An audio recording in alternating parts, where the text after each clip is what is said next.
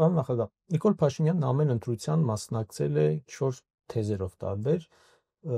սկզբում թալանի վերադարձ էր, արդարության հաստատում էր, տնտեսական հեղափոխություն էր, խաղաղության դարաշրջան էր։ Մենք տեսանք, որ այդ ոչ մեկ իրականում կյանքի չկոչվեց, տեղի չունեցավ։ Հիմա այս ընտրություններին էլի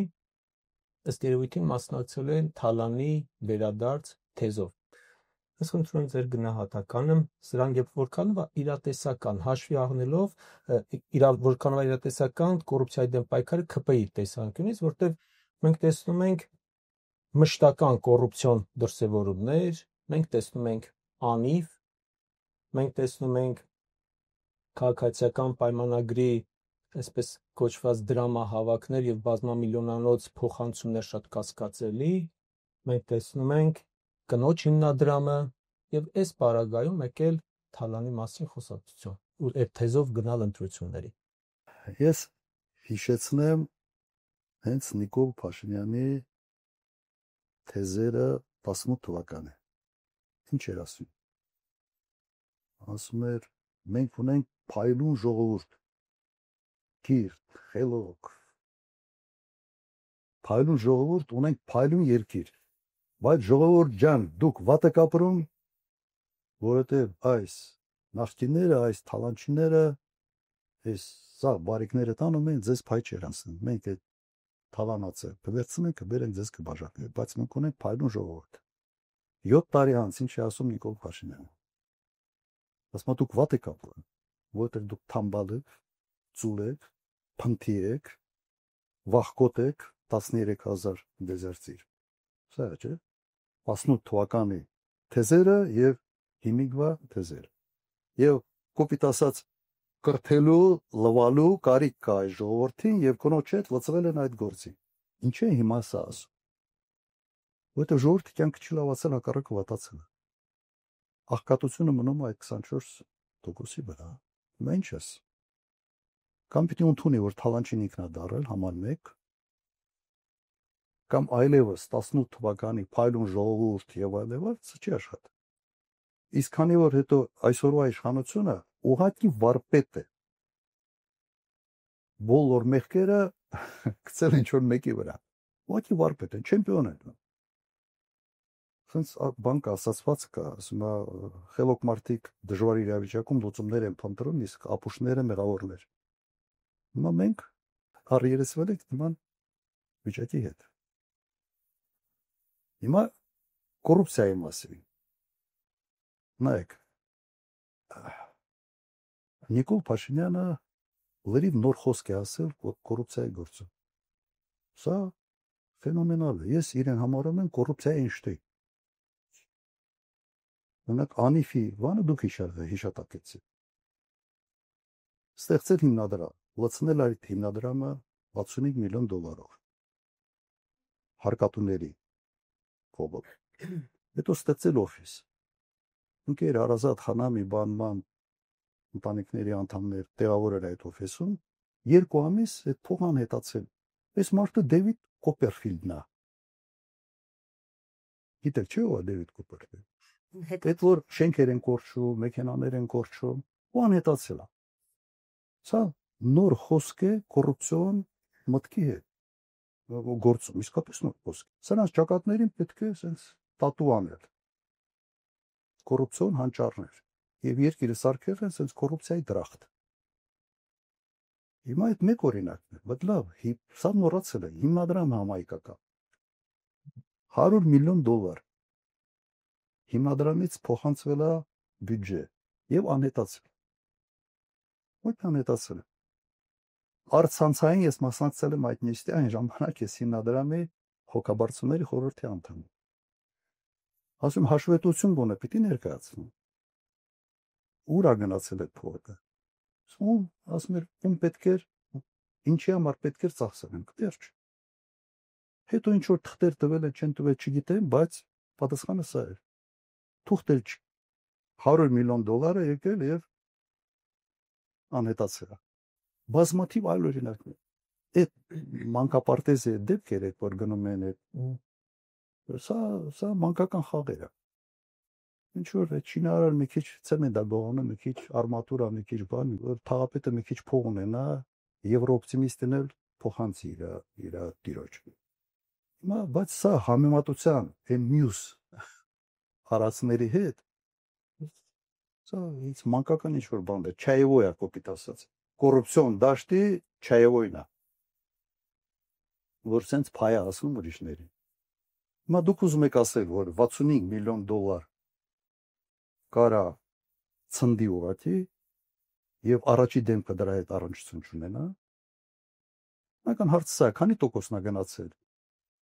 այդ օֆիսին եւ քանի տոկոսն է գնացել շեֆին։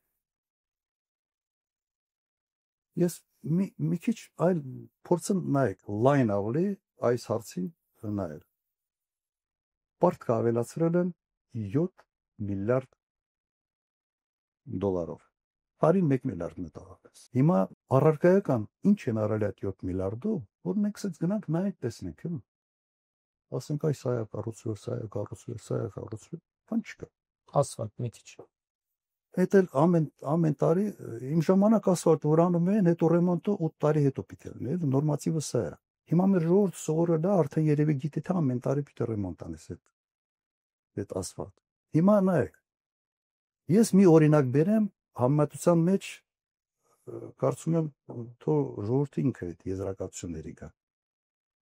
Կրկորյանի Լինսի հիմնադրամով այստեղ ծախսվել է 230 միլիոն դոլար։ Դա 7 միլիարդից մոտ 30 անգամ քիչ է։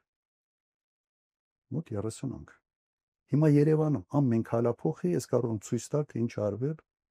230 միլիոն դոլարով։ Օրինակ Երևանում թատրոններն է վերամրոքվել, Սաց օպերայի եւ ֆիլհարմոնիկ եւ մյուս թատրոններ, թանգարաններն են կապիտալ վերանորոգվել։ Մի այդ Սարալանջի ճանապարհ ամբողջությամբ նոր ճանապարհ, թունել է, հրապարակի տեսքն է վերափոխ։ Մոտ մի 10 փողոց կապիտալ վերանորոգվել է։ Դրան գումարենք Գյումրի, Թաղամասեր, Սպիտակի ամբողջ կենտրոնը, դրան գումարենք Սելիմի ճանապարհը, լիքը բաներ։ Արդեն չեմ էլ կարող այդ հիշողության բազած չի երիքում սենց բաներ, այդ ծավալը այդ ամբողջ հիշը։ Ամեն քայլափոխ է, տեսնում ենք, թե 230 միլիոն դոլարով ինչ է կարելի անել։ Հիմա 30 անգամ շատ փողով ինչ են արել։ Հարց չի առաջանում։ Սա այն որ ասում կոռուպցիոն մտքի թռիչք եղավ։ Ուրիշ ծավալների, ուրիշ դաշտի մեջ են դարձած դիեզերական ինչ որ բաներ։ Հենց որ նայում ես, ասում ես, ինչ է կատարվել, ես համոզված եմ, որ այդ 7 միլիարդից առնվազն 2 միլիարդը փոշիացել, ողջի կորել։ Առնվազն 2 միլիարդ։ Եվ իմ հետևությունը սա, ես հիմնավոր կասկած ունեմ, որ այսօր Նիկոլ Փաշինյանը Հայաստանի Հանրապետության ամենից հարուստ մարդն է։ Ես իրենից մի 10 անգամ, 15 անգամ չգիտեմ որտեղ եմ, նույնիսկ ասում եմ դաժե обидно։ Այսօր սա է, հիմա թող ուրիշ բան ապացուցեն, թող ցույց տանք ինչ են։ Եվ այս ամենը բացահայտվելու է 1 տարի հետո։ 2-ից 4 ամիս ժամանակա պետք լինելու, որ շոու դառնա ուրիշ ձև։ Սա ժողովուրդը կարա պոպկորնով նայի եւ հիանա, ազնի եւ հեղափոխականների կոռուպցիոն մտքի թռիչքով է սարնել։ Սա փաստերն է։ Եվ վերլուծությունը եւ համատականները։ Երևանը փոքր քաղաք, այնց մեծ չի, Հայաստանի համար մեծ է։ Չէ, դուք չեք լսել ինչ արժի շինթույլտվություն։ Սա լսել։ Հիմա մի անձրևա գալիս քաղաքը բանա Վենեցիկն է դառնում։ Okay, սրա հետ։ Եվ հիմնականում այդ անիֆի այդ հարաշքը անողը հիմա Երևանում է հարաշկել գործում։ Ժողովուրդը okay է դա։ Ինչ է։ Անկամ կուսակցությանը արված դրամահավաքի շատ կասկածելի դեպքերով, որ քրեական գործեր էլ կարծես թե տեղից չշարժվեցին, չեղան, ասացին դատախազությունը աչք փակեց այդ ամենի վրա, այսինքն այդ կոռուպցիան արդեն կուսակցական մակարդակ կոռուպցիան համատարած դրսևորում։ Բայց հիմա ինչի են աշխուժացրել այդ թեման։ Իմ գույքի թեմա, չէ։ Սենց են նկարում, հետո ձախից աչ են նկարում, աչից ձախ են նկարում, તો վերևից ներքև, ներքևից վերև, բայց բովանդակությունը մնում է, հեքիաթային պատմություններ։ Հետո օդից են նկարում, դրոն են բարձրացնում, հետո ինչ որ ում հետ ինչ կապ ունեն, փորձում են իմանոնս, ինչ ուրիշի համար հաղորդում են պատրաստում, դատախազությունը մեկնաբանում է, ուրիշի մասին է, ուրիշի քրեական գործի մասին է, կես իմ մասին է։ Որ կապ չունեմ այդ քրեական գործի հետ, նույնիսկ վկա չէ։ Մասա